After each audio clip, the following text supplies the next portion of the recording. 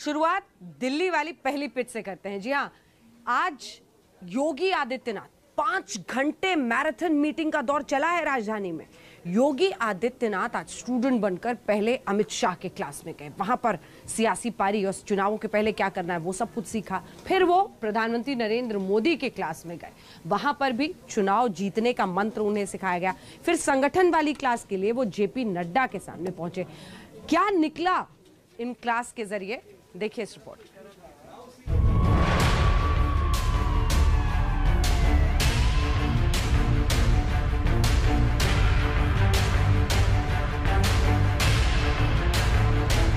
Bharatiya Janata party के UP मंथन की इन तस्वीरों से निकले सियासी संदेश की सबसे ज्यादा चर्चा है। मुख्यमंत्री आदित्यनाथ की पार्टी के शीर्ष नेताओं से हुई मुलाकातों के मायने बहुत बड़े हैं, क्योंकि एक साथ कई घटनाक्रम बीजेपी के अंदर चल रहे हैं। अगले साल चुनाव है, योगी दिल्ली में हैं और बीजेपी उत्तर प्रदेश के जातीय समीकरण को चुनावी मिशन के हिसाब से साधने में जुट गई है। यहां यह समझना जरूरी है कि मंथन से निकला क्या। 1 घंटे तक प्रधानमंत्री मोदी के साथ बैठक, 2 घंटे गृह मंत्री अमित शाह के साथ मीटिंग, 2 घंटे बीजेपी अध्यक्ष नड्डा के साथ मीटिंग। योगी आदित्यनाथ ने मुलाकातों की व्याख्या अपने शब्दों में की। आज आदरणीय प्रधानमंत्री श्री नरेंद्र मोदी जी से नई दिल्ली में शिष्टाचार भेंट एवं मार्गदर्शन प्राप्ति का सौभाग्य प्राप्त हुआ। अपनी व्यस्ततम दिनचर्या से भेंट के लिए समय प्रदान करने व आत्मीय मार्गदर्शन करने हेतु आदरणीय प्रधानमंत्री जी का हृदय तल से आभार। एक शब्द पर गौर करिए, प्रधानमंत्री से मार्गदर्शन मिला। सूत्रों के मुताबिक योगी आदित्यनाथ के दिल्ली दौरे के पीछे उत्तर प्रदेश चुनाव का ब्लूप्रिंट तैयार करना था। अगर आप पूरी टाइमलाइन देखें तो मीटिंग का सियासी मतलब समझ में आ जाएगा। नंबर 1, लखनऊ में संगठन और राष्ट्रीय नेतृत्व ने फीडबैक लिया। नंबर 2, डिप्टी सीएम, मंत्री और विधायकों से मंत्रणा की गई। नंबर 3, होमवर्क पूरा करके रिपोर्ट टॉप नेताओं को सौंपी गई। नंबर 4, कांग्रेस के नेता जितिन प्रसाद की बीजेपी में एंट्री हुई। नंबर 5, मुख्यमंत्री योगी आदित्यनाथ को दिल्ली बुलाया गया। लखनऊ से लेकर दिल्ली तक सियासी मंथन का दौर बीजेपी में खत्म हो गया।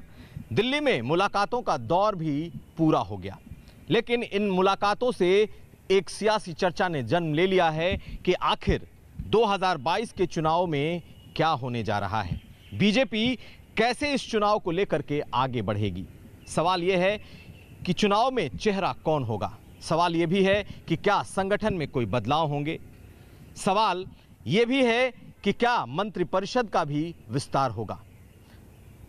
पिछले कई सालों से यूपी की सियासत को देखते देखते इतना तो मैं कह सकता हूं कि बीजेपी एक बार फिर 2017 के फॉर्मूले को अपनाने जा रही है।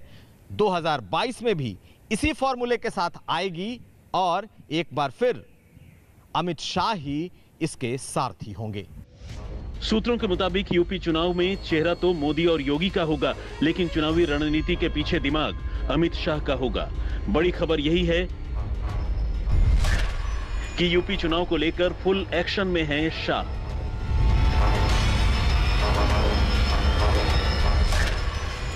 उत्तर प्रदेश की कमान अमित शाह ने संभाली। पार्टी के अंदर कील कांटे दुरुस्त करेंगे शाह।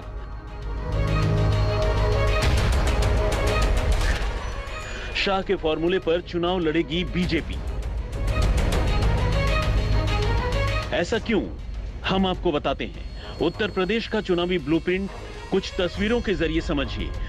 चेहरा योगी और मोदी का होगा, लेकिन दिमाग अमित शाह का होगा। कुछ बिंदुओं के जरिए आपको यह सब बताते हैं।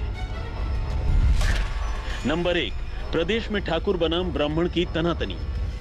नंबर 2, योगी की कार्यशैली से संतुष्ट नहीं विधायक। नंबर 3, ओबीसी वोट बैंक को साधने में जुटे एसपी और बीएसपी। नंबर 4, पंचायत चुनाव में बीजेपी का प्रदर्शन। चुनाव 2014 का हो, 2017 का हो या फिर 2019 का, बीजेपी ने तमाम पहले के ट्रेडिशनल राजनीति को अपने समीकरणों से ध्वस्त किया। वो चाहे समाजवादी पार्टी का यादव मुस्लिम फॉर्मूला रहा हो या फिर मायावती का दलित, मुसलमान और ब्राह्मण फॉर्मूला रहा हो।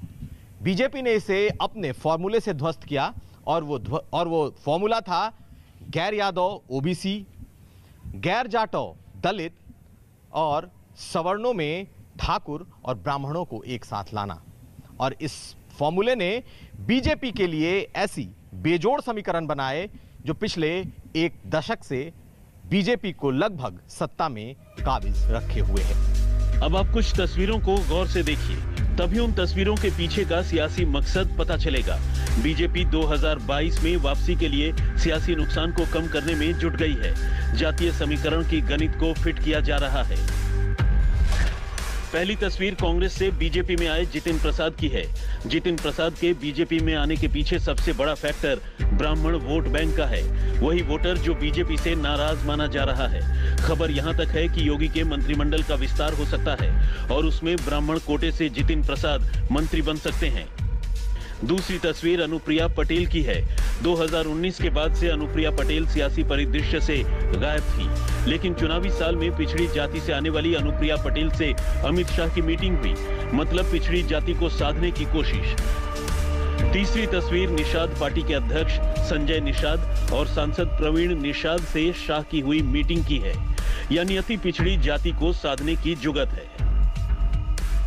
कहते हैं दिल्ली का रास्ता उत्तर प्रदेश से होकर गुजरता है और 2024 बीजेपी के लिए बेहद महत्वपूर्ण होगा। इसलिए 2022 में बीजेपी कोई रिस्क उत्तर प्रदेश में नहीं लेना चाहेगी और अपना पुराना ट्राइड और टेस्टेड फॉर्मूला ही अपनाएगी, यानी कि छोटे छोटे उन दलों के साथ वो गठबंधन करेगी जो उनके साथ गठबंधन में थे और पिछड़ों, अति पिछड़ों और अति दलितों को जोड़ने की जो बीजेपी की कोशिश रही है, बीजेपी एक बार फिर उसी फॉर्मूले पर चुनाव में आएगी। उत्तर प्रदेश में बीजेपी कई पार्टियों के साथ गठबंधन करेगी, भले ही पार्टी क्यों न छोटी हो, जैसा पहले किया था। दिल्ली मंथन के बाद जो बड़ी खबर सामने आई है वो ये है कि अब उत्तर प्रदेश को लेकर सभी बड़े फैसले दिल्ली से पूछकर होंगे।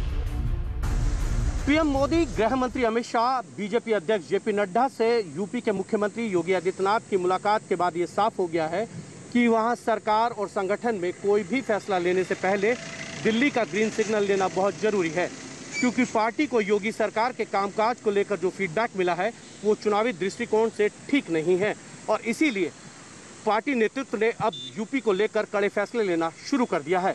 कैमरामैन प्रदीप गुप्ता के साथ हिमांशु मिश्रा, दिल्ली, आज तक।